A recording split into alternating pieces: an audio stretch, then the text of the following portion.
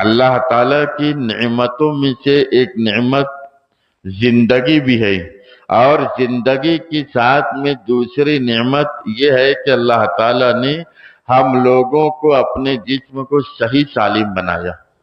ہمیشہ ہمیش کی زندگی ہے، موت کو موت آ جائے گی۔ ہمیشہ رہنے والی زندگی کی تیاری یہ فنا ہونے والی زندگی میں ہم کو کرنا ہے۔ دنیا کے اندر کوئی ہمیشہ ہمیش رہے ایسا کوئی نہیں ہے۔ ہمیشہ رہنے والا یہ دنیا کی زندگی عارضی زندگی ہے، کچھ دن یہ یہاں پر رہے گا، 70 سال 80 سال 90 سال 100 سال کی زندگی گزار کر کے کچھ دن رہے گا، اس کے بعد جانا ہے، اور وہاں جب جائے گا تو وہاں پھر موت نہیں آئے گی، وہاں ابد الآباد زندگی ہے۔ عنوان یہ ہے کہ دنیا کی حقیقت کیا ہے۔ دنیا جسے ہم سرسبز و شاداب سمجھتے ہیں، جدھر دیکھو دنیا کے رنگینیاں، دنیا کے نظارے، کہ آدمی جب دنیا کے اندر محو ہو جاتا ہے تو دنیا کے علاوہ ساری چیزوں کو، آخرت کو، قبر کو، سب کو بھول جاتا ہے۔ حالانکہ دنیا ہمارے نزدیک خوبصورت ہے، ہمارے نزدیک سرسبز شاداب ہے، لیکن اس دنیا کی حقیقت آخرت کے مقابلے میں کچھ بھی نہیں۔ دنیا کی حقیقت اللہ کی نظر میں کچھ بھی نہیں۔ یہاں تک کہ علماء کرام فرماتے ہیں، بلکہ کتابوں میں آتا ہے کہ ایک مچھر کے پر کے برابر بھی اللہ کے نزدیک دنیا کی کوئی حقیقت نہیں ہے۔ اگر اللہ کے نزدیک دنیا کی کچھ حقیقت ہوتی، کچھ اہمیت ہوتی، کچھ وسعت ہوتی، کچھ اوقات ہوتی، تو اللہ تعالیٰ کفار و مشرکین کو ایک گھونٹ پانی بھی نہیں دیتا۔ ایک مرتبہ کا واقعہ ہے کہ پیغمبر علیہ السلام صحابہ کرام کے ساتھ میں چل رہے تھے، حرا کی گلیوں میں چل رہے تھے۔ راستے میں دیکھا کہ ایک کوڑی جہاں لوگ گھان کچرا پھینکتے ہیں، راستے میں وہ جگہ آئی تو آپ نے دیکھا کہ وہاں پر ایک بکری کا بچہ مرا ہوا ہے، بچہ مرا ہوا ہے، لیکن اس کے اندر ایک عیب بھی ہے۔ وہ عیب یہ تھا کہ اس بکری کے بچے کا کان بہت چھوٹا تھا، کان بہت چھوٹا تھا، مرا ہوا ہے۔ صحابہ کرام سے حضور نے فرمایا کہ کیا تم لوگوں میں سے کوئی شخص اس بکری کے بچے کو 1 درہم میں خریدے گا؟ 1 درہم میں خریدے گا؟ صحابہ کرام نے عرض کیا کہ اللہ کے نبی، کوئی فری میں بھی لینے کے لیے تیار نہیں، بغیر دینار و درہم کے بھی خریدنے کے لیے کوئی لینے تیار نہیں ہے۔ ایک تو وہ مرا ہوا ہے، دوسرا یہ کہ اس کے اندر ایک عیب ہے کہ اس بکری کے بچے کا کان چھوٹا ہے۔ اگر زندہ بھی ہوتا تو لوگ اس کو خریدنے میں آگے پیچھے ہوتے، ہچکچاتے، بہت سوچتے کہ اس بچے کا کان چھوٹا، اس کے اندر ایک عیب ہے۔ تو نبی کریم صلی اللہ علیہ وسلم نے فرمایا کہ جس طریقے سے تمہاری نظر میں اس بچے کی، مرے ہوئے بچے کی کوئی اہمیت نہیں ہے، اس بکری کے مرے ہوئے بچے کی کوئی اہمیت نہیں ہے، فرمایا اس سے زیادہ اللہ کے نزدیک دنیا کی کوئی اہمیت نہیں ہے، کوئی اوقات نہیں ہے، کوئی اس کا مقام و مرتبہ نہیں ہے۔ بس دنیا کی حقیقت صرف یہ ہے کہ آدمی دنیا کے اندر آیا ہے، اور جتنی زندگی اللہ پاک نے عطا فرمائی ہے وہ زندگی اتنی گزارے گا، اور اتنی زندگی گزارنے کے بعد اگر وہ نہ چاہے، دنیا سے جانا نہ چاہے، تو بھی اس کو بحالت مجبوری اللہ کے حکم اور اللہ کے فیصلے کو سامنے رکھ کر کے اس کو جانا پڑے گا۔ کتنے بڑے بڑے دنیا کے اندر لوگ آئے ہیں، بڑے بڑے بادشاہ لوگ آئے، ایسے لوگ بھی آئے ہیں جنہوں نے اپنے آپ کو خدا کہا ہے، خدا ہونے کا دعویٰ کیا، رب ہونے کا دعویٰ کیا، پروردگار ہونے کا دعویٰ کیا، لیکن وہ لوگ بھی دنیا میں نہیں ہیں۔ نمرود بادشاہ جس کی بادشاہت میں کبھی سورج غروب نہیں ہوتا تھا، فرعون جس نے اپنے آپ کو خدا ہونے کا دعویٰ کیا، شداد جو دنیا میں جنت کو بنایا تھا، اور ایسے بہت بڑے بڑے بادشاہ لوگ آئے، اپنے آپ کو خدا ہونے کا دعویٰ کیا، رب ہونے کا دعویٰ کیا، لیکن اس کے بعد بھی وہ لوگ اس دنیا میں نہیں رہے۔ جب بڑے بڑے لوگ، خدائی دعویٰ کرنے والے لوگ جب دنیا میں نہیں رہے، تو پھر ایک عام انسان کی اور ایک عام لوگوں کی، ایک عام جاندار کی کیا بساط ہے کہ وہ ہمیشہ دنیا میں رہے؟ ہر انسان کو جانا ہے، دنیا کی کوئی حقیقت نہیں، دنیا صرف برائے دنیا ہے۔ دنیا کی حقیقت صرف اتنی ہے کہ وہ چہل پہل، چمک دمک، رنگت، بس وہ نظر آ رہی ہے، لیکن جب آدمی کا فیصلہ آ جاتا ہے، اس کی زندگی جب ختم ہو جاتی ہے، تو پھر یہ نہ چاہتے ہوئے بھی اس کو یہ دنیا چھوڑنا پڑتا ہے۔ دنیا کے اندر راحت اور آرام، حالات، غریبی، امیری، بیماری، آرامی سب ہے۔ کسی کو مستقل یہاں پر تکلیف ہے ایسا نہیں ہے، کسی کو مستقل یہاں پر آرام ہے ایسا بھی نہیں ہے، کوئی ہمیشہ بیماری میں رہے گا ایسا بھی نہیں ہے۔ یہاں پر سب چیز ملی جلی ہے، امیری ہے تو غریبی بھی ہوگی، بیماری ہے تو صحت بھی ہوگی، زندگی ہے تو موت بھی ہوگی۔ کوئی ہمیشہ ایک حالت پر، ایک زندگی پر، ایک حیت پر کبھی نہیں رہ سکتا۔ بچپن ہے تو جوانی بھی ہے، جوانی ہے تو پھر بڑھاپا بھی آئے گا۔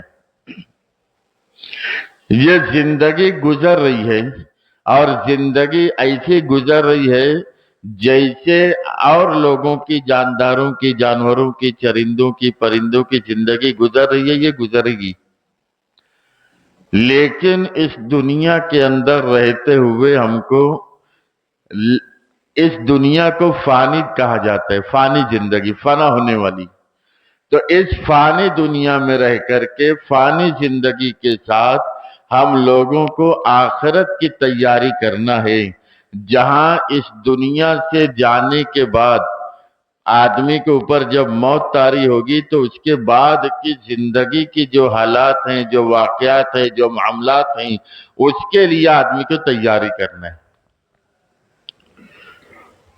آدمی یہاں پر رہ کر کے کوئی تیاری نہیں کرے گا، آخرت میں اللہ پاک اپنی دریائے رحمت سے مغفرت فرما دے، بخش دے، تو الگ چیز ہے، ورنہ دنیا کے اندر رہ کر کے آدمی اگر آخرت کی تیاری نہیں کیا تو فرمایا کہ آخرت اس کی خراب ہے ہی۔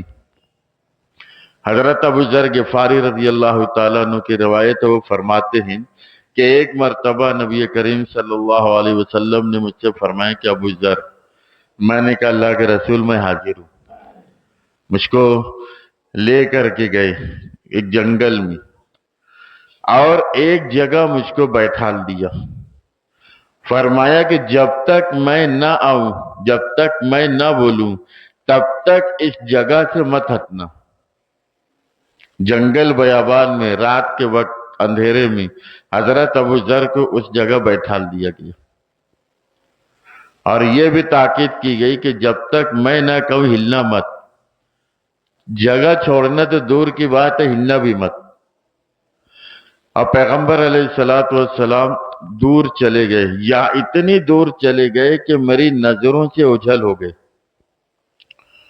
جب نظروں سے اوجھل ہو گئے تو میں نے ایک بڑی سخت آواز سنی، مجھ کو ڈر ہوا کہ کہیں کوئی دشمن ہمارے نبی پر حملہ تو نہیں کر دیا، یا حملہ کرنے کی غرض سے سامنے تو نہیں آ گیا۔ میں نے سوچا کہ اس جگہ سے ہٹ کر کے حضور کی تلاش میں نکل جاؤں، لیکن پھر مجھے یاد آ گیا کہ نہیں، حضور نے ہلنے سے بھی منع فرمایا، اس لیے میں اسی جگہ پر بیٹھا تھا۔ تھوڑی دیر کے بعد رسول اللہ صلی اللہ علیہ وسلم تشریف لائی تو میں نے پوچھا کہ اللہ کے نبی، یہ آواز کیسی تھی؟ حضور نے فرمایا کہ یہ آواز تم نے بھی سنی؟ کہا اللہ کے نبی میں نے بھی سنی۔ پھر حضور نے فرمایا یہ آواز تم نے سنی؟ کہا اللہ کے نبی ہاں میں نے بھی سنا ہے یہ آواز۔ 3 مرتبہ پوچھا اور پھر فرمایا کہ ابو ذر، اس وقت حضرت جبرائیل علیہ السلام میرے پاس آئے تھے اور مجھ سے یہ فرمایا تھا کہ اللہ کے نبی، جو شخص اس دنیا میں لا الہ الا اللہ کا اقرار کیا ہو وہ جنت میں ضرور جائے گا۔ تو میں نے پوچھا کہ اللہ کے نبی اگرچہ اس نے زنا کیا ہو، چوری کیا ہو، جب بھی جائے گا؟ آپ نے فرمایا وَإِن زَنَا وَإِن سَرَقَ، اگرچہ اس نے زنا کیا ہو، چوری۔ 3 مرتبہ یہ سوال جواب ہوا۔ اس کے بعد میں پھر آپ نے فرمایا کہ وَإِن رَغَمَ أَنْفَ أَبِي ذَرٍ، اگرچہ یہ بات ابو ذر کو ناگوار ہو، لیکن کلمہ شہادت کا پڑھنے والا ایک دن جنت میں ضرور جائے گا۔ اب وہ جنت میں جو جانا ہے وہ یہ بھی ہو سکتا ہے کہ اللہ تعالیٰ اپنی دریائے رحمت سے معاف فرما دے، یہ بھی ہو سکتا ہے کہ کسی کی سفارش کی وجہ سے اس کو معافی مل جائے، نہیں تو آخری درجہ یہ ہے کہ وہ اپنے گناہوں کی سزا بھگت لینے کے بعد جنت میں ضرور جائے گا۔ تو دنیا کے اندر کوئی ہمیشہ ہمیش رہے ایسا کوئی نہیں ہے۔ ہمیشہ رہنے والا یہ دنیا کی زندگی عارضی زندگی ہے، کچھ دن یہ یہاں پر رہے گا، 70 سال 80 سال 90 سال 100 سال کی زندگی گزار کر کے کچھ دن رہے گا، اس کے بعد جانا ہے، اور وہاں جب جائے گا تو وہاں پھر موت نہیں آئے گی، وہاں ابد الآباد زندگی ہے، ہمیشہ ہمیش کی زندگی ہے، موت کو موت آ جائے گی۔ ہمیشہ رہنے والی زندگی کی تیاری یہ فنا ہونے والی زندگی میں ہم کو کرنا ہے۔ دنیا کے اندر آرام تکلیف سب کچھ ہے، کل قیامت کے دن میدان محشر میں اللہ تعالیٰ ایک ایسے شخص کو بلائیں گے جس کے پاس ہمیشہ مال دولت کی فراوانی رہی ہو، پلک جھپکنے کی مقدار بھی اس شخص نے رنج و غم دکھ تکلیف نہیں دیکھے ہوں گے، پلک جھپکنے کی مقدار بھی نہیں دیکھا۔ دنیا کے اندر بہت عیش و آرام کے ساتھ وہ زندگی گزارا۔ اللہ تعالیٰ قیامت کے دن تمام انسانوں کے سامنے اس کو بلائیں گے، اور اس کو بلانے کے بعد اس سے اپنی نعمتوں کا تذکرہ کریں گے، میں نے تجھ کو یہ نعمت دی تھی، میں نے تجھ کو یہ نعمت دی تھی، زندگی دی تھی، دولت دی تھی، روپیہ پیسے سب کچھ وہ اقرار کرے گا۔ پھر فرشتوں کو حکم دیا جائے گا کہ اس کو جہنم میں صرف ایک غوطہ لگا کے لے آؤ، جہنم میں سے ایک غوطہ بس خالی اس کو ڈباؤ اور نکال کے لے کے آ جاؤ۔ فرشتے لے کے جائیں گے، جہنم میں غوطہ دیں گے اور اس کے بعد نکال کے لے کے آئیں گے، تو اللہ تعالیٰ اس سے پوچھیں گے کہ بتاؤ جتنی نعمتیں میں نے تم کو دی تھی وہ ساری نعمتیں تم کو یاد ہے؟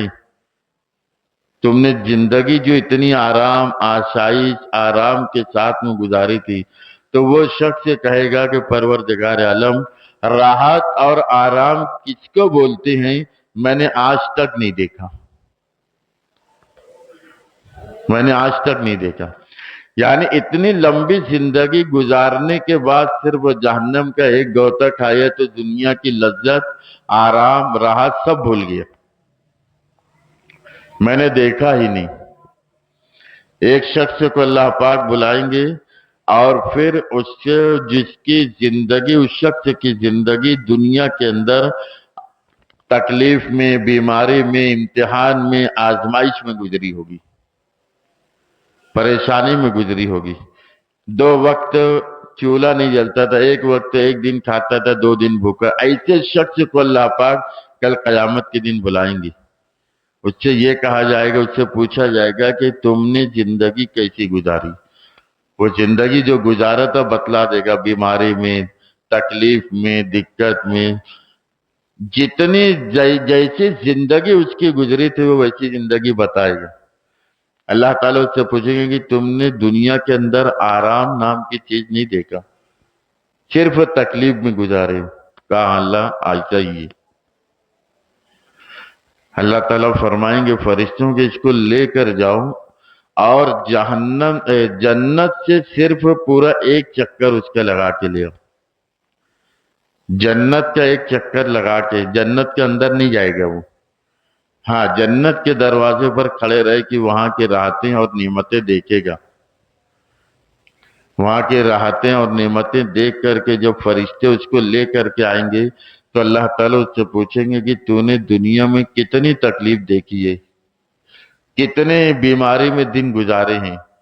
تو وہاں کی راحتیں اور نعمتیں دیکھ کر کے وہ دنیا کی ساری تکلیف کو بھول جائے گا۔ کہا پروردگار عالم میں نے تکلیف نام کی کوئی چیز نہیں دیکھی۔ تو دنیا کی راحت، دنیا کی نعمت، دنیا کی آرامی، دنیا کی بیماری، دنیا کی پریشانی، یہ صرف وقتی چیز ہے، دنیا میں رہے گی اور یہی ختم ہو جائے گی۔ یہی وجہ ہے کہ آدمی جب کسی بیماری سے بہت زیادہ پریشان ہو جاتا ہے، قرضے سے پریشان ہو جاتا ہے، ذہنی سکون سے پریشان ہو جاتا ہے، تو وہ یہ سمجھتا ہے کہ مجھ کو دنیا کے اندر کہیں چین اور سکون نہیں ہے، بہتر یہ ہے کہ میں خودکشی کر لوں۔ دنیا کی تکالیف کو برداشت نہ کرتے ہوئے وہ اپنے آپ کو ہلاکت میں ڈال لیتا ہے۔ تو دنیاوی تکالیف سے اس کو نجات تو مل گئی، لیکن آخرت کی تکلیف، اب آخرت کی جو اس کو سزا ملے گی اس کا کیا ہوگا؟ اس سے تو کسی کو انکار نہیں کیا جا سکتا۔ آخرت کی جو تکلیف ہے اس نے مول لے لی۔ تو دنیا کی اوقات، دنیا کا مقام اللہ کے نزدیک کچھ بھی نہیں ہے۔ گزشتہ ہفتے میں ہم نے یہ جو بیان سنا تھا میت کے احکام اور اس کے مسائل، جب فرشتے موت کا وقت تو آتا ہے، جب فرشتے اس کے پاس آتے ہیں، اگر بندہ نیک ہوتا ہے تو نیک فرشتے آتے ہیں، اس کے سامنے اچھی اچھی باتیں کرتے ہیں، اس کے دل کو آخرت کی طرف پلٹاتے ہیں۔ انسان اگر برا ہوتا ہے، دنیا کے اندر نافرمانی اور گناہوں کے ساتھ زندگی گزارا ہوتا ہے، تو اس کے لیے پھر ویسے فرشتے آتے ہیں اور اس کے لیے جہنم کے برتن لائے جاتے ہیں، جہنم کے کپڑے لائے جاتے ہیں، اس کے روح نکال کر کے اس میں لپیٹ کر کے اس کو لے جایا جاتا ہے۔ اس کے حکام اور اس کے مسائل جو ہم نے گزشتہ ہفتے میں سنا، تو ان کا بھی پس منظر اور اصل مقصد یہ ہے کہ انسان دنیا کی زندگی میں رہ کر کے آخرت کی زندگی کو بنائے۔ دنیاوی زندگی بہت مختصر ہے، آدمی دیکھتا ہے اور دیکھتے ہی دیکھتے اس کی زندگی گزرتے چلی جاتی ہے۔ دنیا کے اندر آنے کے لیے ایک ترتیب ہے، پہلے ہمارے دادا آئے، پھر ہمارے باپ آئے، پھر ہم آئے، پھر ہمارے بچے آئیں گے، لیکن دنیا سے جانے کی کوئی ترتیب نہیں ہے۔ دادا موجود ہوتا ہے، پوتا چلا جاتا ہے، باپ موجود ہوتا ہے، بیٹا چلا جاتا ہے، بڑا بھائی موجود ہوتا ہے، چھوٹا بھائی چلا جاتا ہے۔ یہ دنیا کی حقیقت اللہ کے نزدیک ایک مچھر کے پر کے برابر بھی نہیں ہے، لیکن دنیاوی زندگی اللہ پاک نے عطا فرمائی ہے تو اس لیے عطا فرمائی کہ ہم دنیا کی زندگی میں رہ کر کے آخرت کی لازوال زندگی کبھی ختم نہیں ہوگی، کبھی ختم نہیں ہوگی، ایسی زندگی کی ہم تیاری کریں۔ اور ایسی زندگی کی تیاری کرنے کے لیے رسول اللہ صلی اللہ علیہ وسلم کی سیرت، آپ کی زندگی، آپ کے افعال، آپ کے اقوال، جو زندگی گزارنے کے جو طور و طریقے حضور بتلا گئے ہیں، اس طریقے کے مطابق آدمی زندگی گزارے۔ یہ زندگی گزر رہی ہے، چرندے پرندے سب گزار رہے ہیں۔ اللہ تعالیٰ نے اور جانوروں، چرندوں پرندوں کے مقابلے میں ہم لوگوں کو بہت زیادہ آسائش اور آرام دے رکھا ہے۔ ہم کو گھر دیا، پرندوں کو تو گھر بھی نہیں رہتا، وہ گھونسلے میں رہتے ہیں۔ بارش آتی ہے تو ان کے بچوں کو وہ اپنے پروں سے ان کو بچاتے ہیں۔ ہم لوگ کتنی آرام سے رہتے ہیں۔ ٹھنڈی کا موسم ہے تو ہمارے لیے ساری آسائش میسر ہے، پرندوں کو، جانوروں کو، چرندوں کو کچھ بھی میسر نہیں۔ کوئی دکھ سکھ بیماری آ جاتی ہے تو ہم لوگ اس کا علاج کرنے کے لیے فوراً تدارک کرتے ہیں، چلے جاتے ہیں۔ جو ان کا بیماریوں کا جو علاج کرتا ہے، وہ لوگ دکھ سکھ میں ہوتے ہیں، بیمار ہوتے ہیں تو ان کا کون کیا علاج کرے گا؟ اللہ تعالیٰ کی نعمتوں میں سے ایک نعمت زندگی بھی ہے، اور زندگی کے ساتھ میں دوسری نعمت یہ ہے کہ اللہ تعالیٰ نے ہم لوگوں کو اپنے جسم کو صحیح سالم بنایا۔ آنکھ دیکھ رہی ہے، کان سن رہا ہے، زبان بول رہی ہے، ہاتھ پیر سب کام کر رہے ہیں، یہ بھی اللہ تعالیٰ کی بہت بڑی نعمت ہے۔ کل قیامت کے دن ان ساری نعمتوں کے بارے میں اللہ تعالیٰ سوال کریں گے۔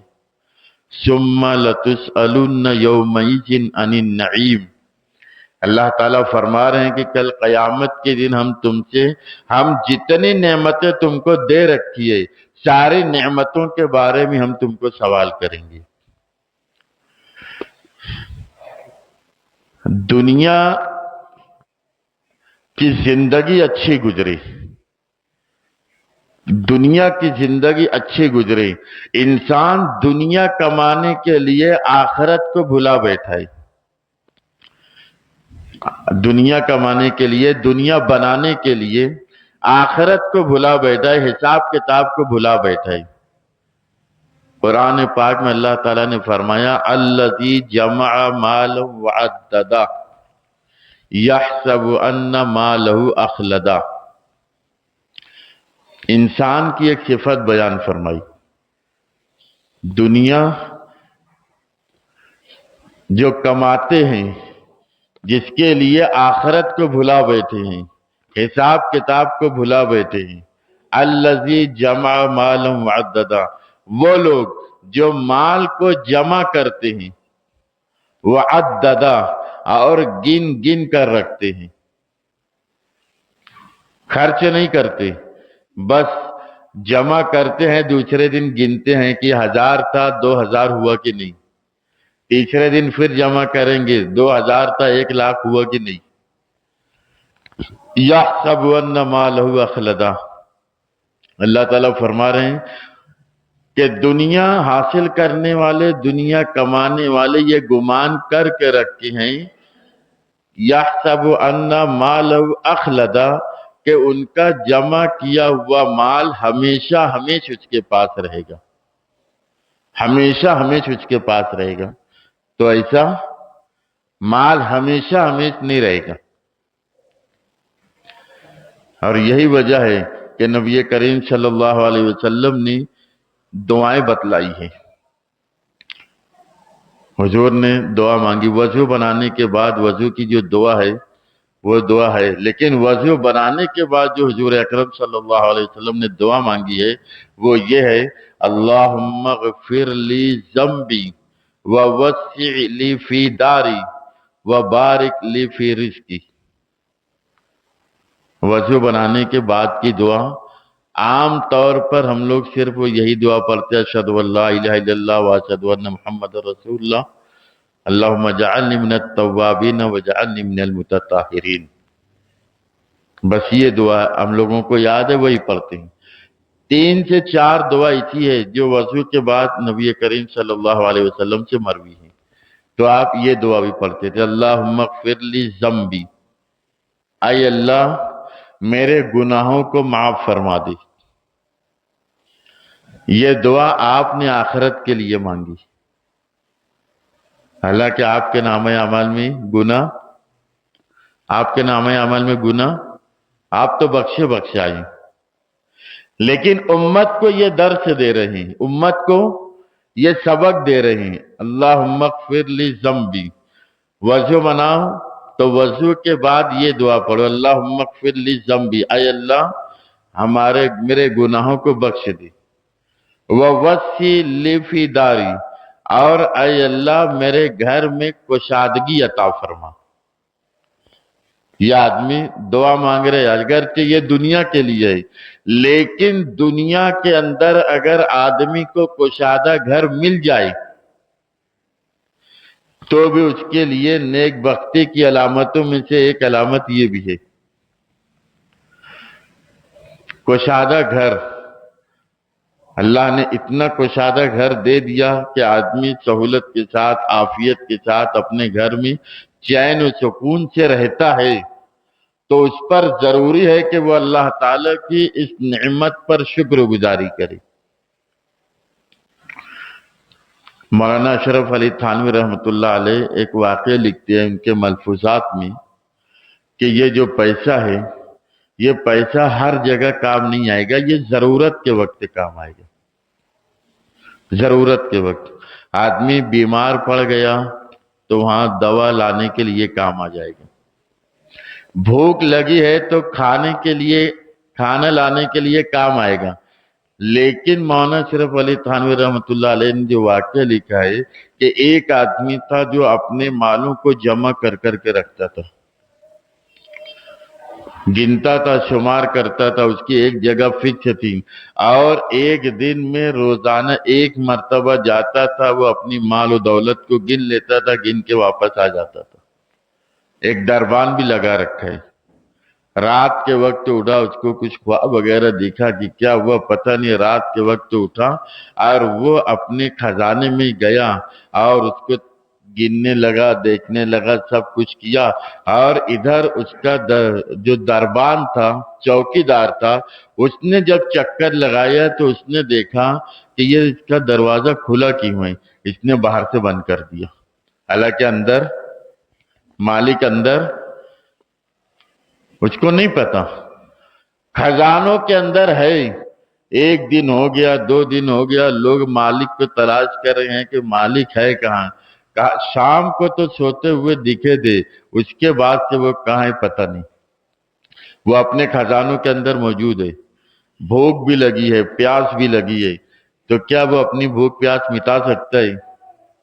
دولت ہے نا،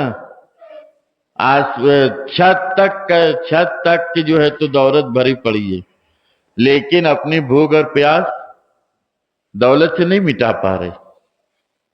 آخر اسی حالت میں اندر ہی وہ انتقال کر گیا۔ اس کے بعد کسی کے دل و دماغ میں بات آئی کہ چلو وہ کھول کر تو دیکھتے ہیں، اب جب کھول کر کے دیکھا گیا تو اس کو مرے ہوئے کئی دن ہو گیا، بدبو آ رہی تھی۔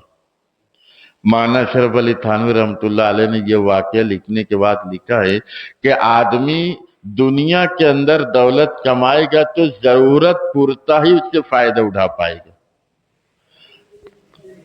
اس سے زیادہ نہیں ہے، تو اس کا نعم البدل حاصل کر سکتا ہے۔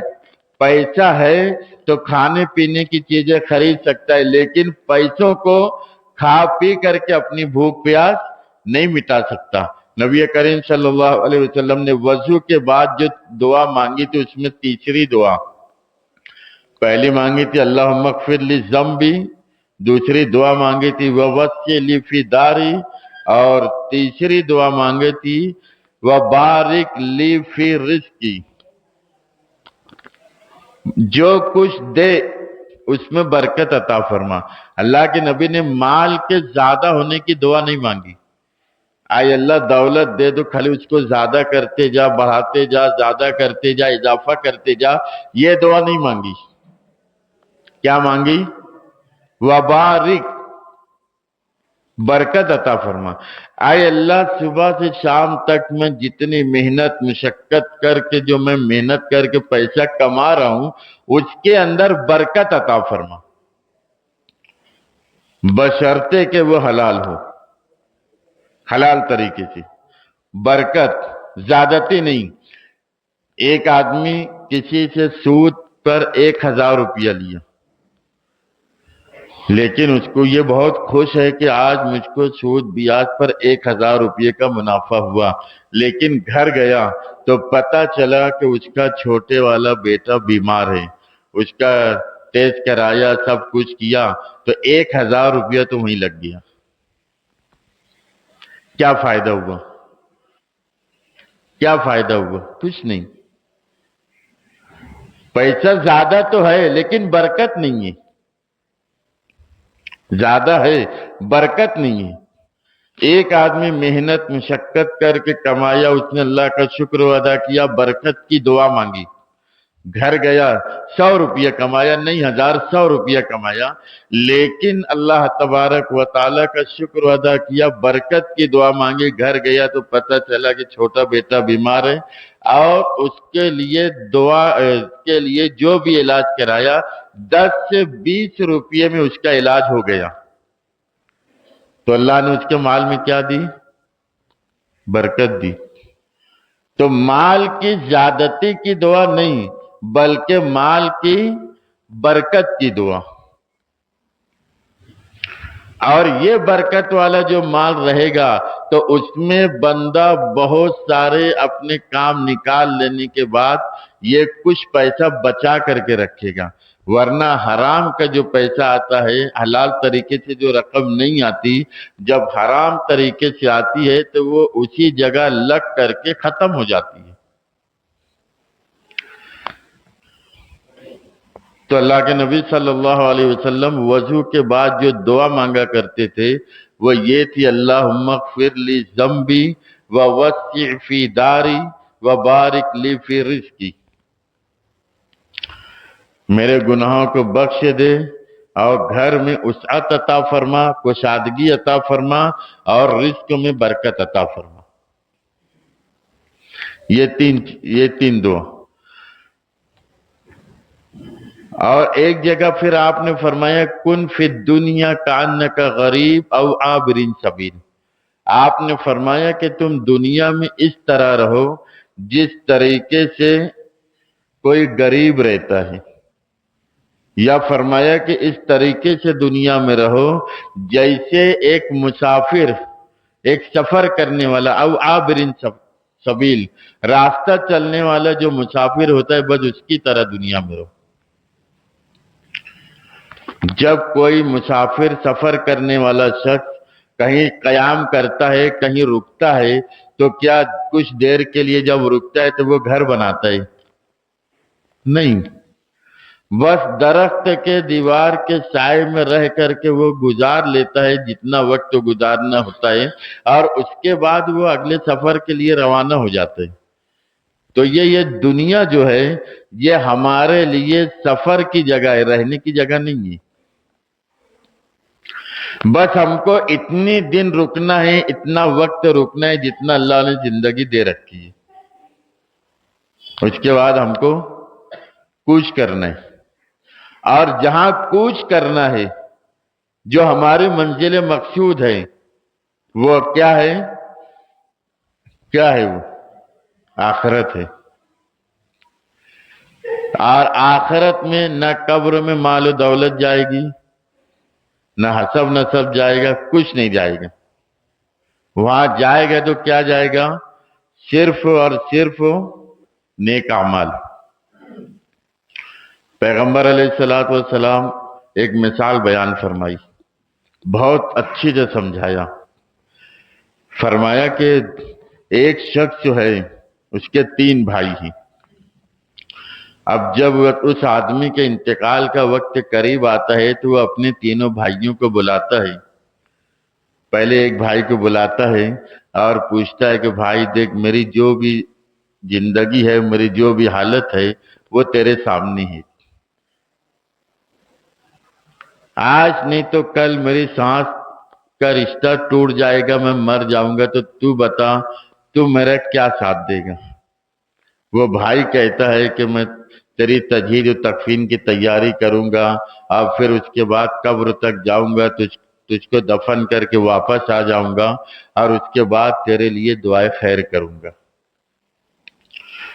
دوسرے بھائی کو بلا کر کے پوچھتا ہے کہ میری یہ حالت ہے، میں مر جاؤں گا، اس کے بعد میں تم میرا کیا ساتھ دے گا؟ تو وہ کہتا ہے کہ میں صرف تیرے ساتھ قبرستان تک جاؤں گا، واپس آؤں گا، اور پھر میں دوسروں کے ہاتھ میں چلا جاؤں گا۔ تیسرے بھائی کو بلا کر کے پوچھتا ہے کہ میری یہ کنڈیشن ہے، اس کے بعد تم میرا کیا ساتھ دے گا؟ تو وہ تیسرا بھائی کہتا ہے کہ میں دنیا میں بھی تیرے ساتھ میں رہوں گا، جب تجھ کو گاڑ دیا جائے گا تو میں وہاں قبر میں تیرے ساتھ رکوں گا، اور اس کے بعد تیرے سوال و جواب میں تیری مدد کروں گا، تیرا ساتھ دوں گا، میدان محشر میں میزان عدل کے وقت میں ترازو کے پلڑے کو جھکاؤں گا، تیرے نیک اعمال کے وزن کو زیادہ کروں گا۔ اور پھر حضور نے ان تینوں بھائیوں کی مثال اس طرح دی کہ جو پہلا بھائی تھا جو تجہیز و تکفین تدفین کر لینے کے بعد دعائے خیر کرے گا، تو حضور اکرم صلی اللہ علیہ وسلم نے فرمایا کہ یہ بھائی حقیقی بھائی ہے، حقیقی بھائی ہے، بس اتنا ہی کام کر سکتا ہے وہ۔ دوسرے نمبر کا جو بھائی ہے تو وہ کیا کرے گا؟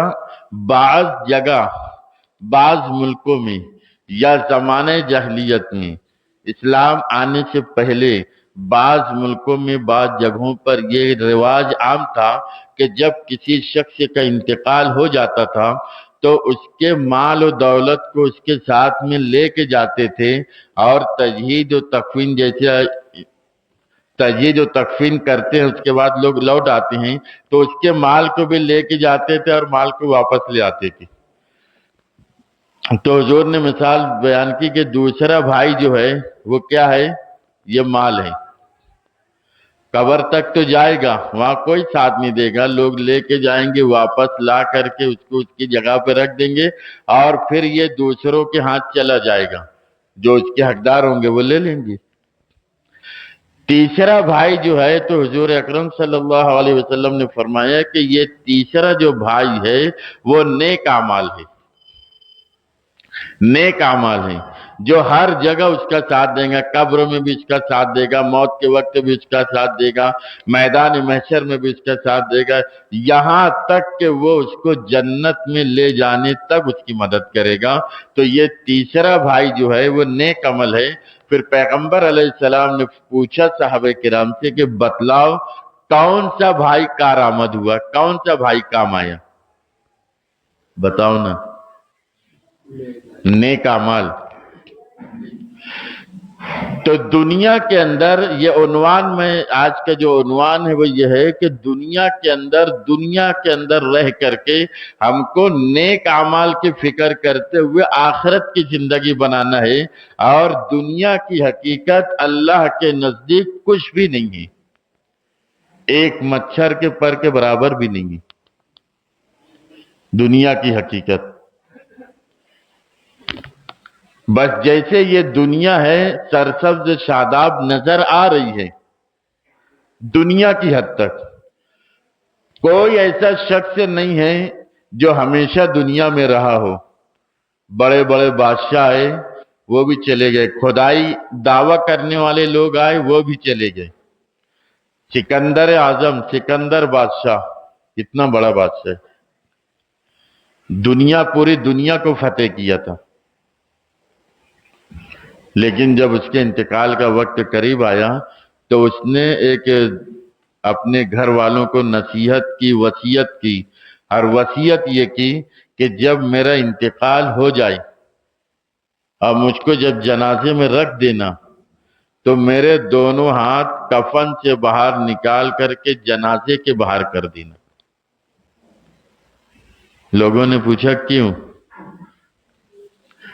کہا تاکہ دنیا والوں کو یہ معلوم پڑ جائے، دنیا والے جان لے، دنیا والوں کو پتہ چل جائے کہ سکندر جو پوری دنیا کو فتح کر لیا تھا، تو وہ دنیا کو فتح کر لینے کے بعد بھی جب دنیا سے جا رہا ہے تو خالی ہاتھ جا رہے، کچھ لے کر کے نہیں جا رہے۔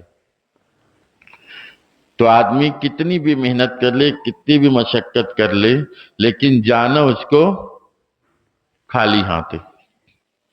اصل چیز ہے، گزشتہ ہفتے میں جو ہم نے بیان سنا تھا، موت آتی ہے تو پھر موت کے بعد کیا ہوتا ہے، کہاں تک لوگ ساتھ جاتے ہیں، کہاں تک آتے ہیں، اور موت کے بعد کے حالات کے آدمی کو قبر میں رکھ دیا جاتا ہے۔ اس کے بعد 2 دن، 3 دن، 5 دن، 10 دن، 40 دن تک گھر کے لوگ روئیں گے، اور اس کے بعد دھیرے دھیرے دھیرے دھیرے ہمارا خیال ان کے دل و دماغ سے نکل جائے گا۔ 5 سال کے بعد کبھی کبھی ہماری یاد آئے گی، 50 سال کے بعد تو کسی کو معلوم بھی نہیں ہوگا کہ ہم دنیا میں آئے تھے اور دنیا میں رہ کر کے چلے گئے۔ یہ گمنام زندگی ہے۔ تو دنیا کی حقیقت اللہ کے نزدیک کچھ بھی نہیں، یہ تم اور ہم اس کو اہمیت دے رہے ہیں۔ دنیا کو اہمیت تم اور ہم دے رہے ہیں، محنت مشقت، یعنی صرف دنیا کے آرام کے لیے ہم لوگ اتنی محنت مشقت کر رہے ہیں کہ آخرت کی زندگی کو بھول بیٹھے ہیں۔ موت آئے گی، وہ تو آئے گی، لیکن ہمارے دل و دماغ میں نہیں ہے یہ کہ موت آئے گی، اور جب آئے گی تو کسی کو 1 منٹ 1 سیکنڈ کی بھی مہلت نہیں ملے گی۔ آدمی بازار میں ہے، وہاں پر اس کی موت کا وقت آ گیا۔ اب ملک الموت آ کر کے اگر اس سے بولے کہ میں ملک الموت ہے، تیری روح نکالنے کے لیے آیا ہوں، تو ہم اس کو یہ بولیں گے کہ گھر تو پہنچ جانے دے۔ تو وہ اذا جاء اجلها فلا يستأخرون ساعة ولا يستقدمون، جب متعینہ وقت آ جاتا ہے تو 1 منٹ نہ آگے بڑھ سکتا ہے نہ پیچھے ہٹ سکتا ہے، 1 سیکنڈ بھی نہیں آگے بڑھے گا۔ تو موت آنی ہے، ہم کو یقین ہے، لیکن موت آنی ہے اس کی حقیقت کو ہم بھلا بیٹھے ہیں، ہم بھول گئے ہیں، صرف دنیاوی لذت اور دنیا کے اندر محو ہو گئے ہیں۔ کسی کہنے والے نے کہا ہے کہ رحمت کا تیری امیدوار آیا ہوں، رحمت کا تیری امیدوار آیا ہوں، منہ ڈھانپے کفن سے شرمسار آیا ہوں، چلنے نہ دیا بارے گناہ نے پیدل، اس واسطے کاندھوں پہ سوار آیا ہوں۔ آخری مرتبہ ہو گیا، چلا گیا، اب جب حاضری ہوتی ہے تو وہ کہتا ہے کہ اے اللہ تیری رحمت کی امید پر آیا ہوں۔ گناہ اتنے ہیں کہ شرم کی وجہ سے اپنا چہرہ کفن سے ڈھانک کر کے آیا ہوں، اور گناہوں کی کثرت اتنی ہے کہ میں پیدل نہیں چل سکتا، اس لیے 4 لوگوں کے کاندھے پہ سوار ہو کے آیا ہوں۔ چلنے نہ دیا بارے گناہ نے پیدل، اس واسطے کاندھوں پہ سوار آیا ہوں۔ تو یہ دنیا کی حقیقت اللہ کے نزدیک کچھ بھی نہیں۔ ہم دنیا کو اہمیت دے رہے ہیں، یہ آج نہیں تو کل ختم ہونی ہے۔ اصل چیز آخرت کی زندگی، کہ ہم اپنی زندگی دنیاوی زندگی میں رہ کر کے آخرت کی زندگی کی فکر کریں، اس کو بنانے کی فکر کریں۔ اللہ تعالیٰ کہنے سننے زیادہ عمل کی توفیق عطا فرمائے۔ آمین وآخر الدعوانا الحمدللہ رب العالمین۔